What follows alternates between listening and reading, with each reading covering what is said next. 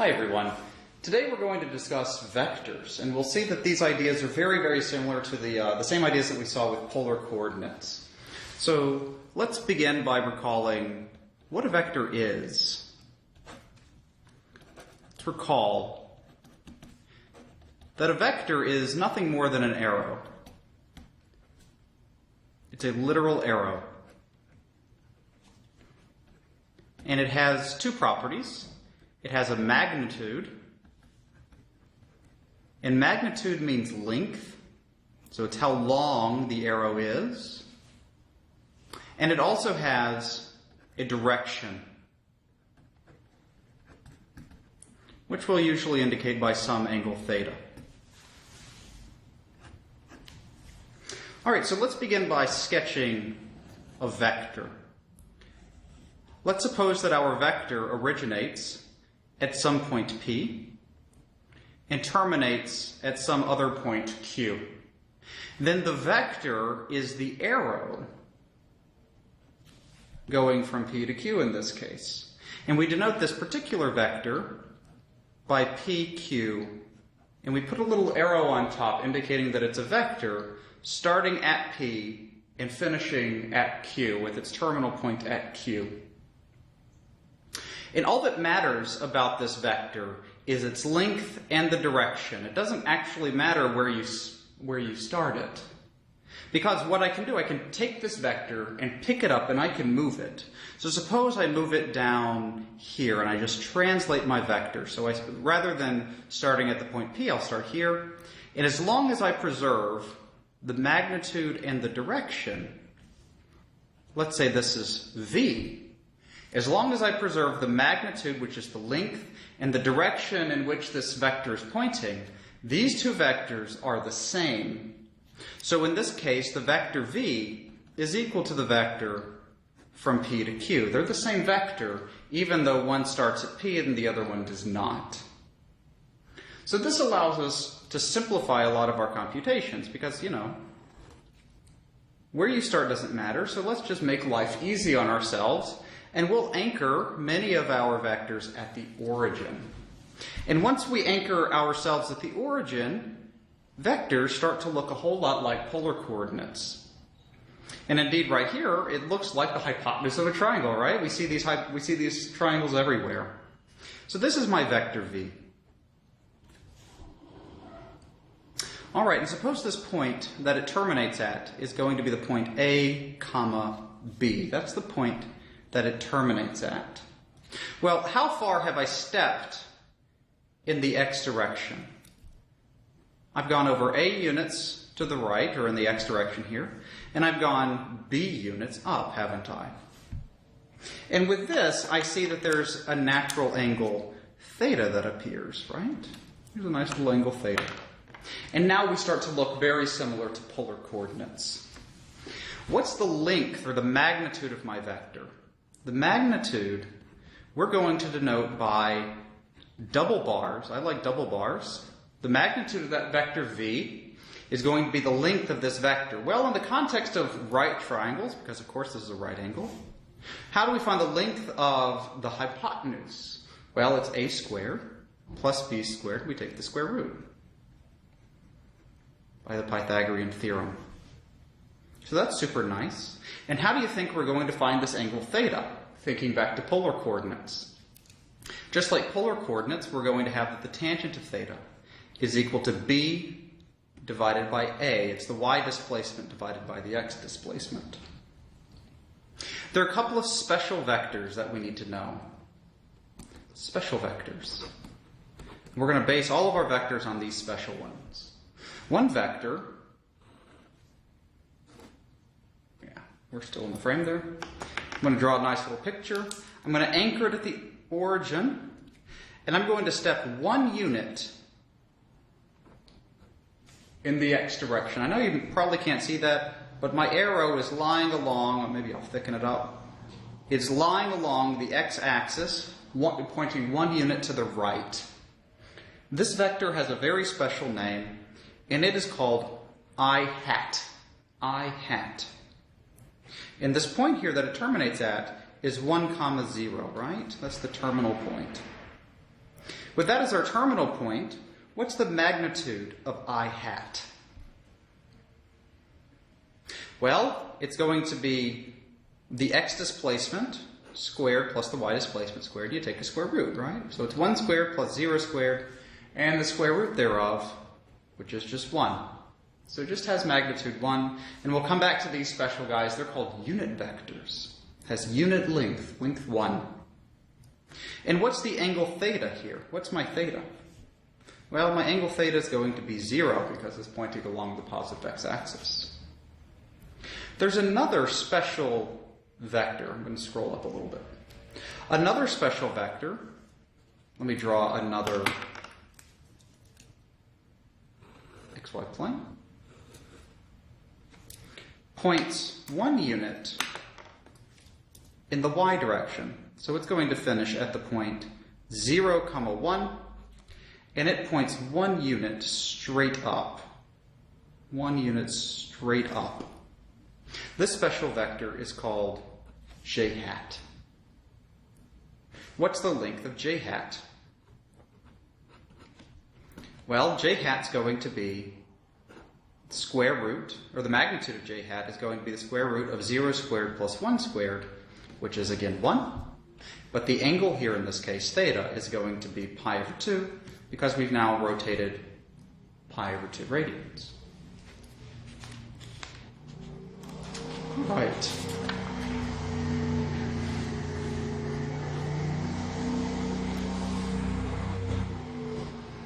So let's talk about how to add vectors. Let's talk about how to add vectors.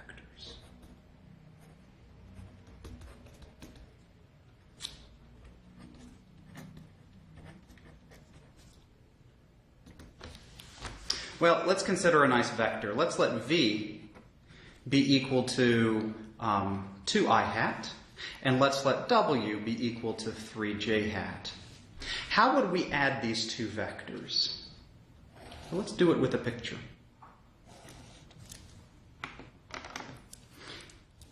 If I wanted to compute v plus w,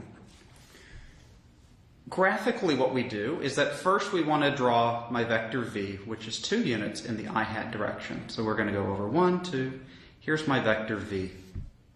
I'm then going to travel in the direction of w, which is 3 units in the y direction. So we're going to travel up 3 units. 1, 2, 3.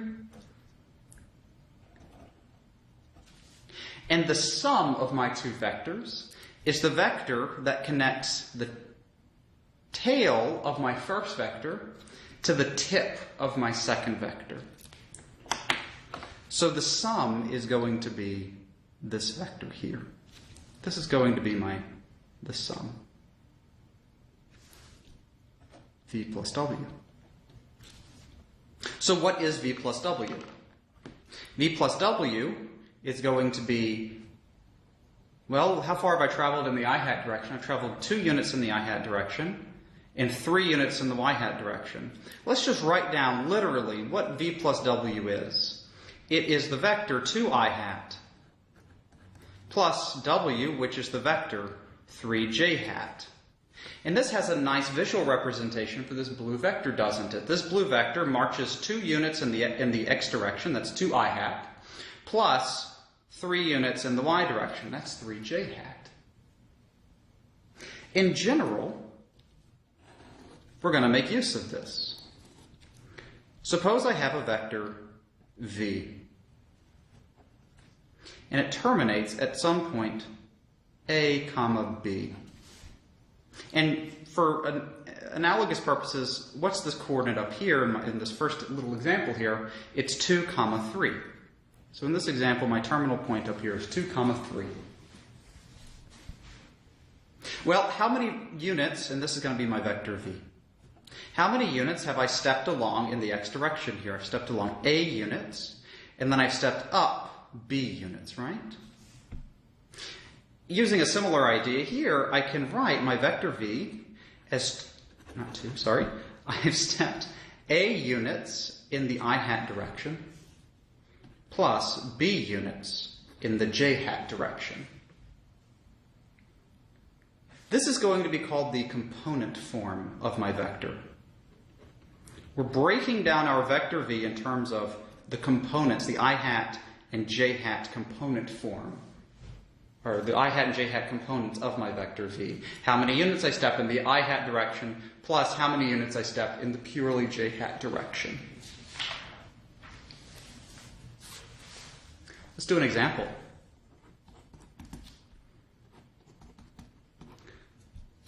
Let's find A and B if my vector v has magnitude 2 and a direction theta equals 2 pi over 3. How might we do this? Oh, and A and B here are where my vector v is equal to a I hat plus bj hat. We want to find the a's and b's such that v equals a I hat b, plus bj hat.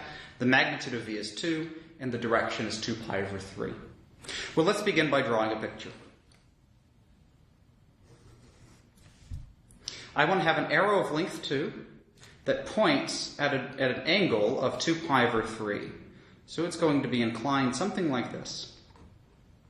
And the length here is 2. Well, what do I want? I want x displacement and y displacement. And we're conditioned now from all of our trigonometry experience to drop a height like it's hot. And we want to now extract these values, a and b, where this angle here is 2 pi over 3. Well, what's a equal to? We know that a is equal to the length of the hypotenuse times the cosine of 2 pi over 3 from our knowledge of trigonometry, right? This is going to be 2 times negative 1/2, which is negative 1. B is going to be 2 times the sine of 2 pi over 3, which is going to be 2 times square root of 3 over 2, which is the square root of 3. So putting it all together, we get that the vector v is equal to negative I hat plus the square root of 3 j hat. And let's just say one more time, this should look hopefully a little familiar. What's a equal to? In the context of polar coordinates, it was r cosine of theta. B, the y displacement, would be r sine of theta, where r is the length of that hypotenuse. It's exactly the same as what we did with polar coordinates. Exactly the same idea here. All right, let's do another example. Well, let's put this together first, I suppose. Let's put this together.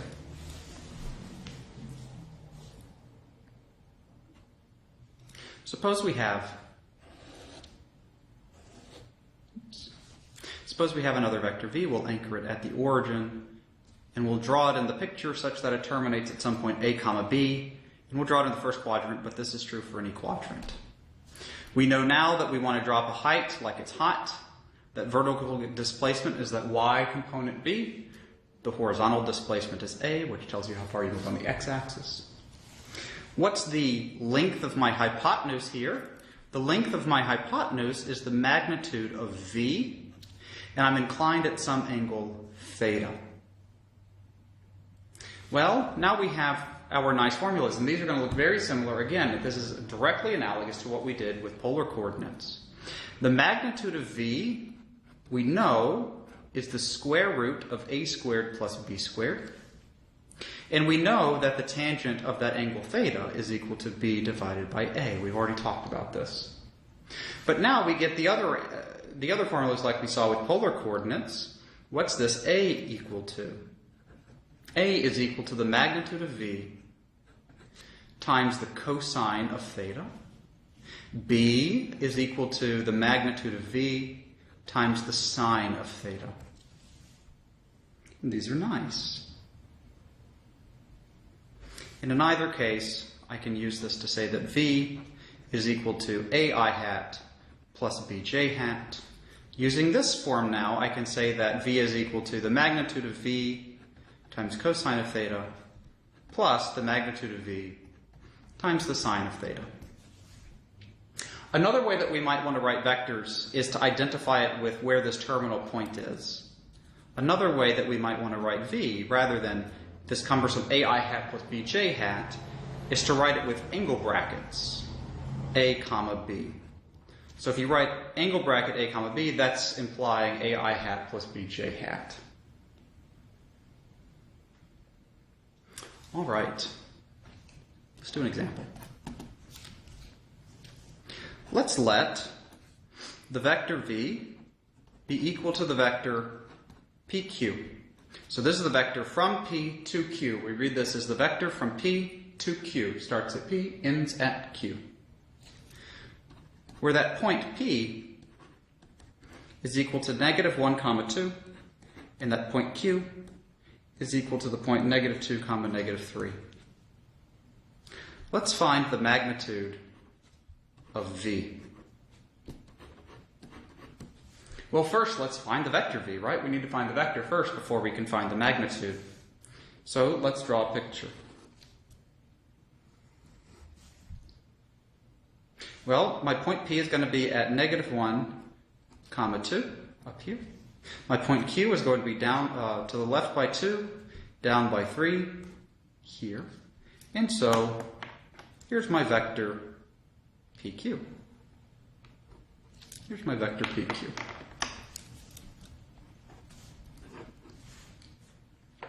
Well, intuitively, what's my x displacement? How far have I moved in the x direction?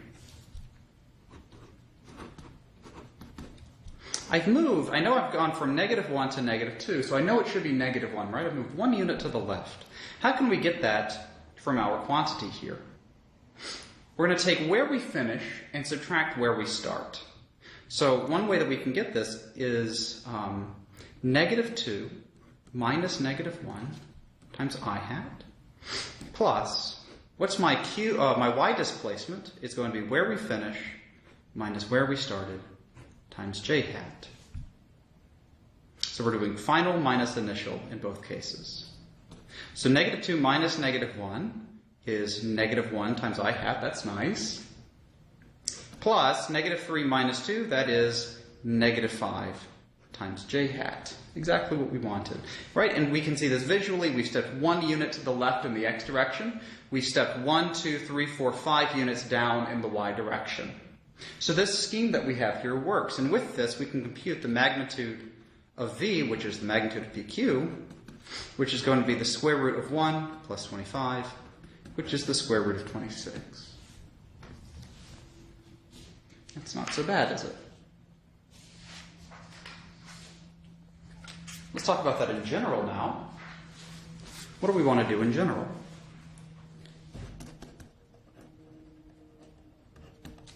If we have a point P equals to x1 comma y1, sorry about my handwriting there, and Q is equal to the point x2 comma y2, then the vector PQ, again this is from P to Q, is going to be equal to x2 minus x1, this is the x displacement times I hat, plus the y displacement, y2 minus y1, times j hat. Let's do an example. Let's find the magnitude and direction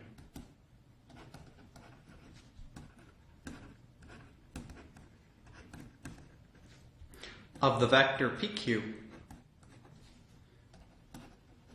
where P is equal to the point 3, negative 2, and Q is equal to the point 1, comma 0.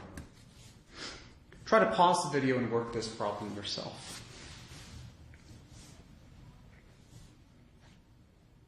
All right, so first let's compute PQ. The vector PQ will be equal to, well, what's my x displacement? It's 1 minus 3 times I hat, plus my Q displacement is 0 minus negative 2 times j hat. And now we have 1 minus 3 is negative 2 I hat, 0 minus negative 2 is plus 2 times j hat, and that's a j.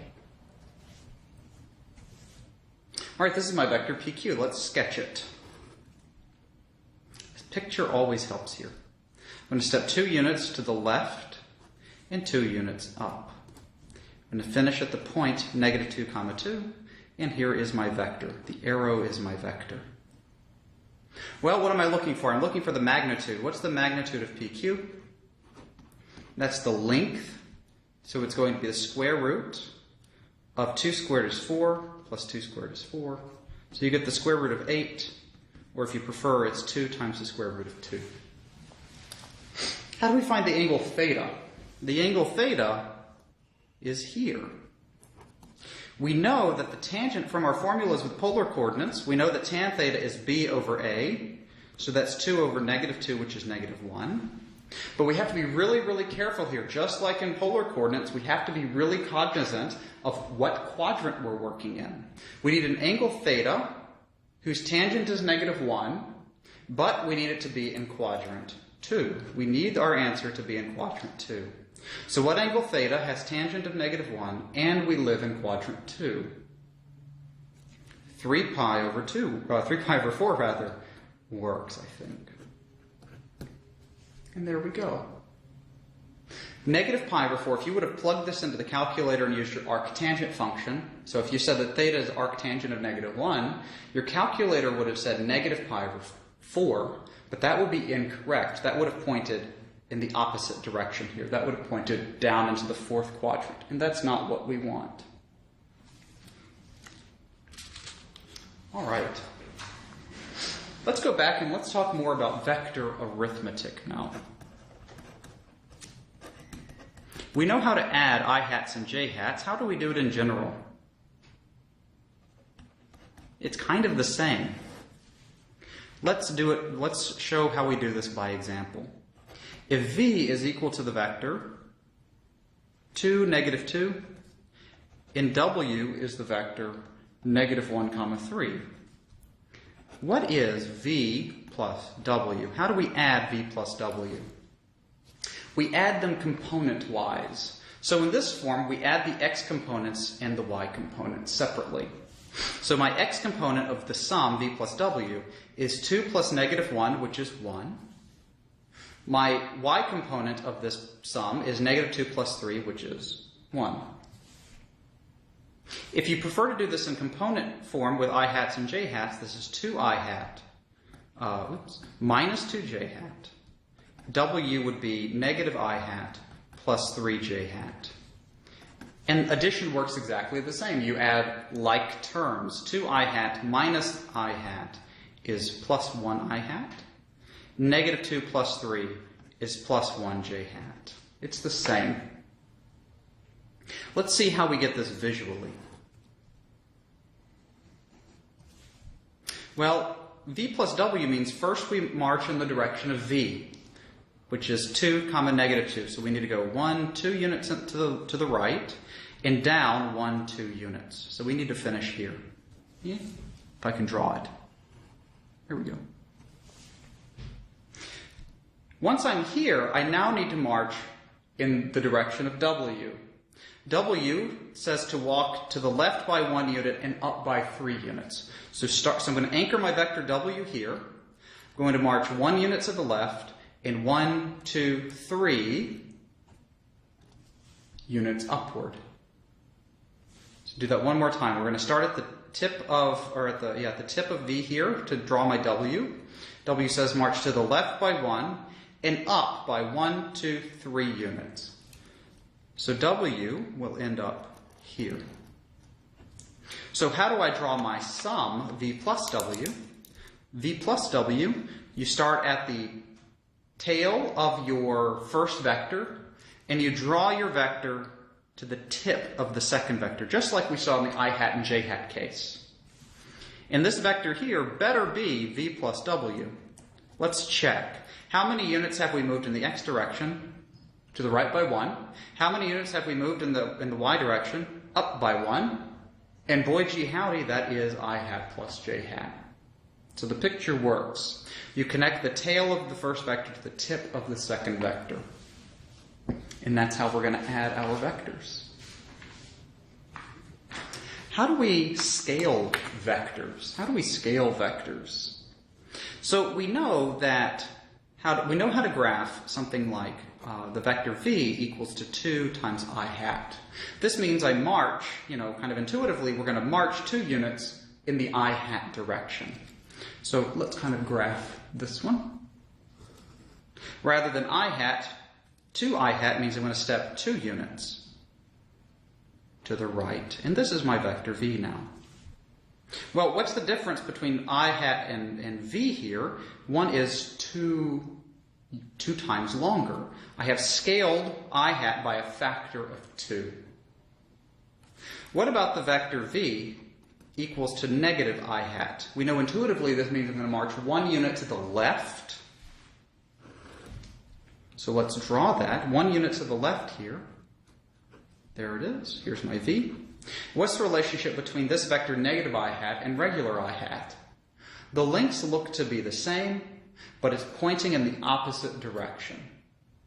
So if we have a negative out front, it's going to be the same, but it's going to be flipped about the origin. So let's see if we can make sense of that in general.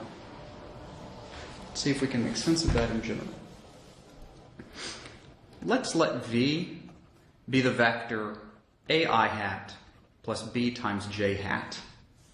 Then we want to define k times v, where k is any real number. It could be pi or e or square root of 2 or 7, I don't care. K times v is going to be k times each component. K times a I hat plus k times b times j hat. We call this scalar multiplication.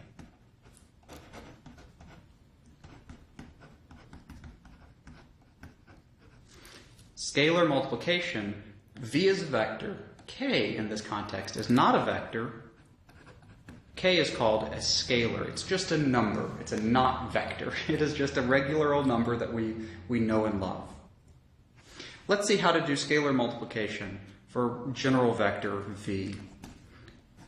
Maybe 1, 2. Suppose v is the vector 1, 2.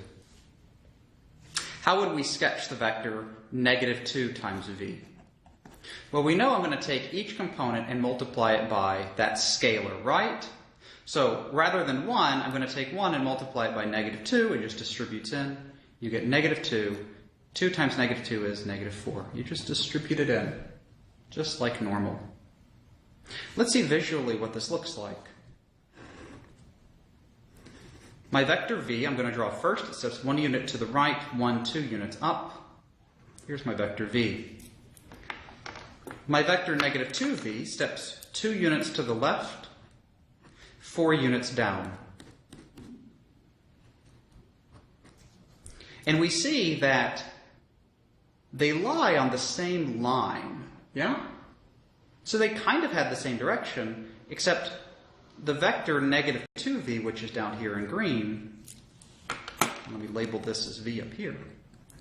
Negative 2v, it lies on the same line, but it has been flipped about the origin. It's been flipped about the origin. It's been rotated 180 degrees about the origin. What do we think has happened to the magnitude of the green vector? What's the relationship between the magnitude of the green vector and the magnitude of my black vector? Well, it should be twice as long because I've scaled it by 2. We have scaled it by 2. Let us check. Let's check that. What's the magnitude of v? Well, it's the square root of 1 plus 4, which is the square root of 5. What's the magnitude of negative 2 times v? Well, we know the components here, so it's the square root of negative 2 squared, which is 4, plus negative 4 squared, which is 16. So we get the square root of 20. But let's break down the square root of 20. This is going to be the square root of 4 times 5, which is 2 times the square root of 5. So indeed, that's kind of cool. Negative 2v is, well, that's strange. Let me pause right here. We know it's twice as long, right? Where'd our negative go? Why isn't it negative? Because the length is always a positive quantity. Length is always positive. Magnitudes are always going to be positive for us. So it's not, it is twice as long as our original vector v. Twice as long as our original vector v. So, in general, let's do that. In general, let me scroll up.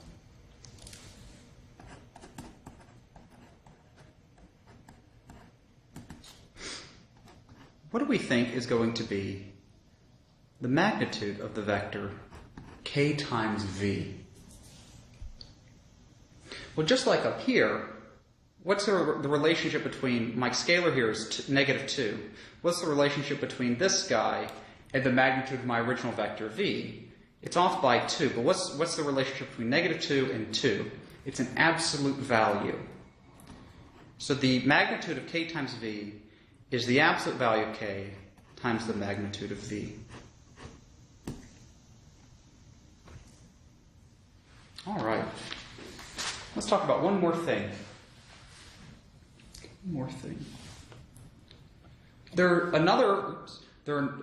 Another class of special types of vectors are called unit vectors. And we mentioned this at the beginning of the video. Examples of unit vectors are I hat and j hat. These are two unit vectors. All that a unit vector is a vector with length 1. That's it. That's all a unit vector is. So, what we want to do is, given a vector v, find a unit vector in the same direction. So the direction's preserved, but the length is now 1. How do we go about doing this? Well, let's let v be the vector a comma b, and suppose that this vector is not the 0 vector, which means it goes, a and b are not both 0. So a and b are not both 0. If this vector is just the 0 vector, which means it's just a point at the origin, then you certainly can't scale it and get something with unit length or length 1. Suppose they're not both 0. Well, how do you think we're going to do this? Let's define a vector. Let's define a vector u as v divided by its magnitude. Let's let u stands for unit, be v divided by its magnitude, or if you prefer, 1 over the magnitude of v times the vector v. So it's some scalar, which is 1 over the magnitude of v, times the vector v. And the magnitude's not 0 because a and b are not both 0. Yeah, so this is going to be something that's nice and defined, and we don't have to worry. This is what I'm going to claim has unit length. Unit length here. Let's show it. Well, what's the magnitude of u? That's the magnitude of our nice scalar quantity, 1 over magnitude v times the magnitude of v. Well, let's remember, this is a scalar. This is a scalar. That's just a number. Magnitude of v is a number. 1 divided by a number is a number. It's a scalar quantity. So, how do we compute the magnitude of a scalar times a vector? We can pull our scalar out with absolute values, right?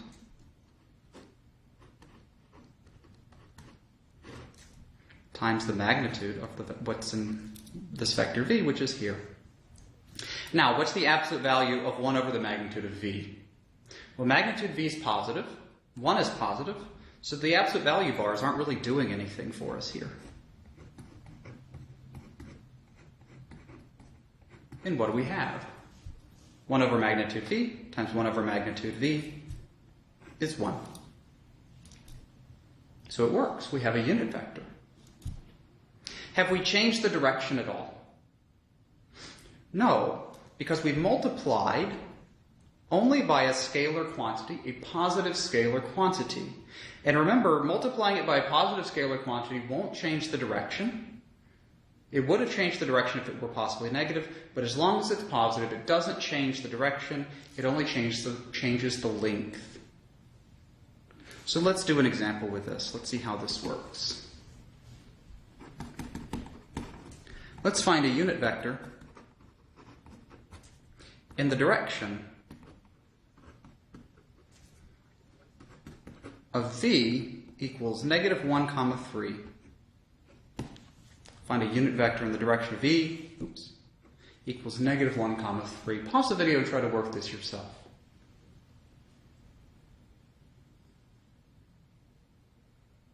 All right, so first we need to do what? We know it's going to be this guy, right? What do we need? We have v, let's find the magnitude of v.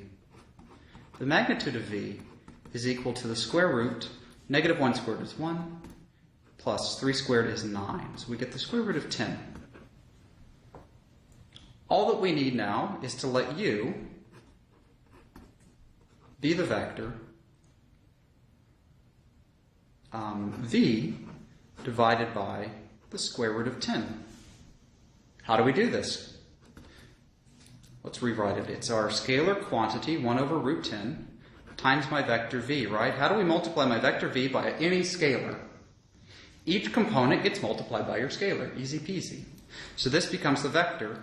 Negative 1 times 1 over root 10 is negative 1 over root 10, comma. 3 times 1 over root 10 is 3 divided by root 10. And this is our vector. Let's verify one more time, just so that we can see the algebra, that our vector u is certainly a unit vector, so it has length 1. We know it points in the same direction because we've only scaled it by a positive quantity. We only need to verify that it has unit length. Well, it's going to be the square root of negative 1 over root 10 squared plus 3 divided by the square root of 10 squared. I know this looks terrible, but let's compute. Negative 1 divided by square root of 10 squared is 1/10, because it's negative 1 squared, which is 1, root 10 squared is 10, plus 3 squared over root 10 squared is 9 over 10. Scroll up a little bit more, sorry about that. 1/10 plus 9/10 is 10/10. 10 over 10 is 1. Square root of 1 is 1. And that's kind of magical, isn't it? All right. Well, I think that this is all that you need to work the homework on vectors. If you have any questions about what we've talked about, or if you have any questions about the homework, please don't hesitate to reach out via email. I'm happy to answer any questions that you have or help in any way that I can. We can also set up a time to Skype. So thanks so much for watching. I appreciate it.